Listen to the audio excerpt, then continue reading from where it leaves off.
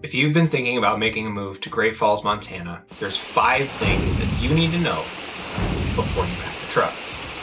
I talk to people every week who love Montana and the idea of living in Big Sky country, but they don't understand what daily life here is actually like.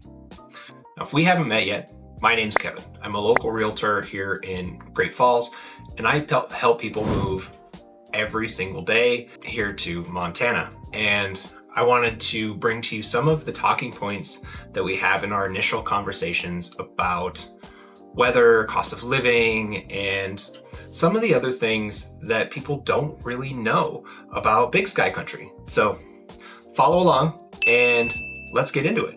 One of the first things we want to talk about, and you need to understand when you move to Montana, is the cost of living varies quite a bit throughout the state. You get to some of the more densely populated areas like Missoula or Bozeman or Billings, and the cost of living is quite a bit higher.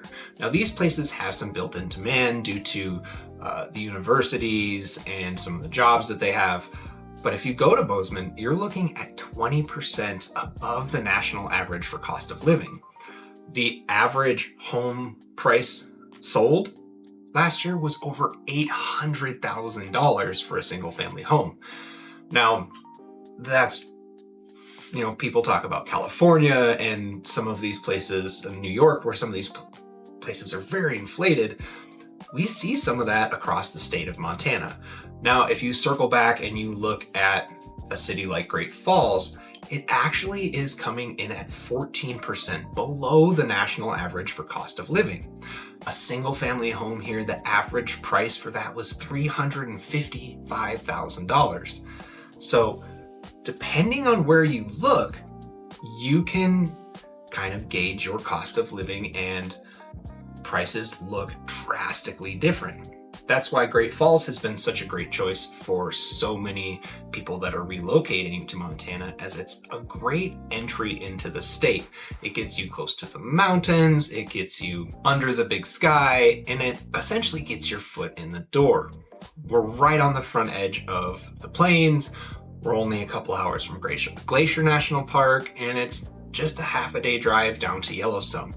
So it's got everything you need and a much more attractive price point and cost of living. So the next thing we want to talk about is the weather.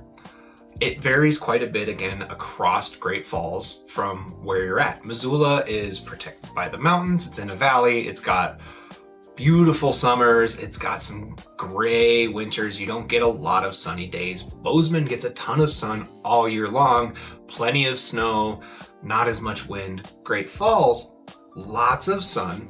We get a bit of snow, and the snow levels actually fluctuate because Great Falls is far enough north and we're off the front range of the Rocky Mountains. We get what's known as the Chinook winds. Now, there are these warm winds that come blowing in and they melt all the snow that we got over the last couple of days, and it allows you to get out, get your car cleaned up, and prepare for the next snowstorm. That doesn't mean that it doesn't get cold here. It gets incredibly cold here. Those winds that come up and over the Rocky Mountains come down through Glacier National Park, the Arctic winds that come down from Alaska and Canada, they make it incredibly cold here. And you have to take some steps to prepare yourself for that. Not just gloves and a hat. You need some underlayers, and you need to plug in your car. There's things called block heaters that help keep your engine warm and help keep your fuel from gelling and clogging up the engine. You need to plan extra time before you go to work. And this may sound scary to a lot of people, but once you get into the routine of dealing with these elements, it really becomes kind of a badge of honor for living here. You can brag about, oh yeah, last winter it was 50 degrees below zero and we were on our way to work and kids don't have snow days. That's something that's really wild too, is they rarely cancel school for weather around here. When I lived in Michigan growing up, they would cancel school all the time. It was so much fun to wake up and watch the news and see if your school was gonna get canceled for the day. That doesn't happen here. So be prepared for the elements. Montana doesn't stop when it gets cold out. Now that we've gotten through the winter and I've scared all of you, our summers are phenomenal. We get up into the 90s, it's very dry, we can even hit triple digits. And then we have all of the outdoor recreation you could ever imagine. We have all of the wildlife you would ever want, everything from elk, grizzly bears, big cats, bobcats, cougars. We have deer, moose, all of these things you can go on a drive and see. And that's part of the joy of living here as well, is when the seasons change, you can go on an adventure and see some of the most incredible landscape, some of the most incredible wildlife in the entire world. Again, another badge of honor for living in Montana. Again, you need to be prepared for some things. There's a lot of space between towns when you're going on adventures and such. Great Falls is so close to all of these places, but again, they're 2-lane highways and it takes a while to get there. There's miles between you and the next town. So while you're gonna go and enjoy your adventure, be sure you are prepared for whatever you might come across, because it can be 70 degrees in January or it can be snowing in April. So the third thing we need to talk about is, what's the job market like in Great Falls?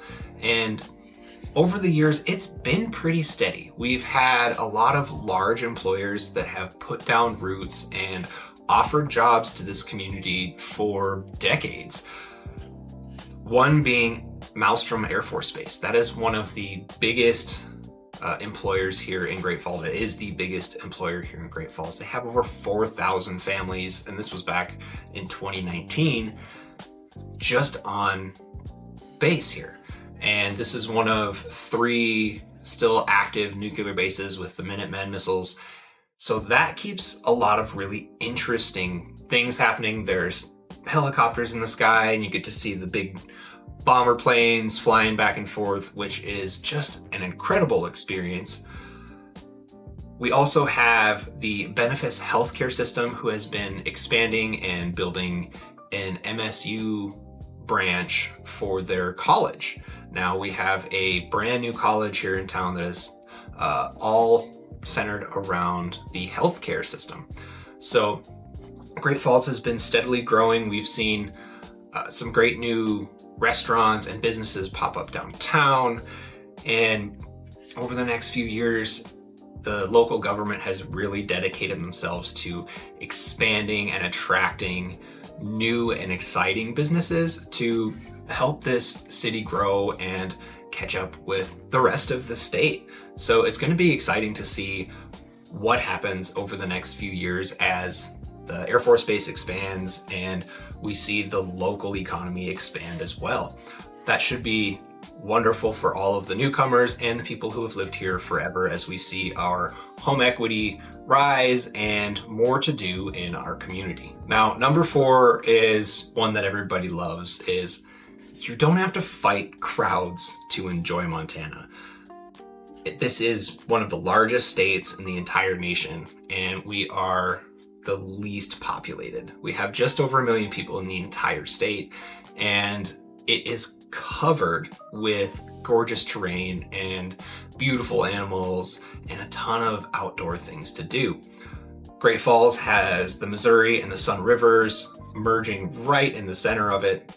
And we have the Belt, the Highwood Mountains that are all very close. You can run out and go down the prairie and see these beautiful farmlands. Truly, there is a ton to do. You can go down to Belt and do the sluice boxes. There's some skiing nearby. Showdown Mountain is my favorite. That's usually where I end up with my children. We also have Teton Pass, which is a great little resort. And then those are all within an hour drive. If you want a world-class skiing, you can head out to Whitefish or down to Bozeman and hit Bridger and Big Sky and whatever you want to do, Montana's got it. So outdoor recreation here is plentiful, and there's not going to be a line of people waiting to do what you want to do. Sometimes there will be a crowded trail or two, but you're going to have choices on where you can go, what you can do, and how you can enjoy this beautiful state that you've moved to. So this leads me into point number 5, and that is our pace of life and just slower lifestyle here. Montanans and Great Falls especially tend to take things a little bit more slow and deliberately. We're not flashy, but we're super solid and we are very steady. We are a very deliberate town, and we take a lot of pride in that. We take a lot of pride in knowing our neighbors, and if you're not sure who the person is next to you, I guarantee somebody you know knows who that is and has a relationship with them. The circles are just a little bit smaller here, and I love to tell people when you stop at a 4-way stop, it's not because you're fighting who's going to go first. It's, oh, hey, how are you today? No, go ahead and go first. No, you go first. It's a neighborly place where people still remember their manners and they like to take time out to connect with each other. And that's one of the most fulfilling things about living in Great Falls, is just the community that surrounds you and that is supportive. And it's super tight knit, and it's just a great place to call home.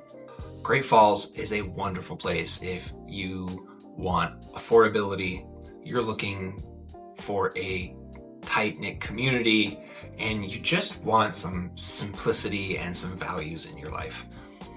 Now, if you're looking for nightlife and you're not a fan of winter and you really are looking for the luxury, flashy, all of those things, Great Falls might not be the place for you. But Montana has a plethora of options, and whatever you're looking for, it's here somewhere. So stay tuned for more videos on the other cities so you can find out more about which place in Montana is for you. Make sure to like, share, and subscribe, and we'll see you guys on the next video.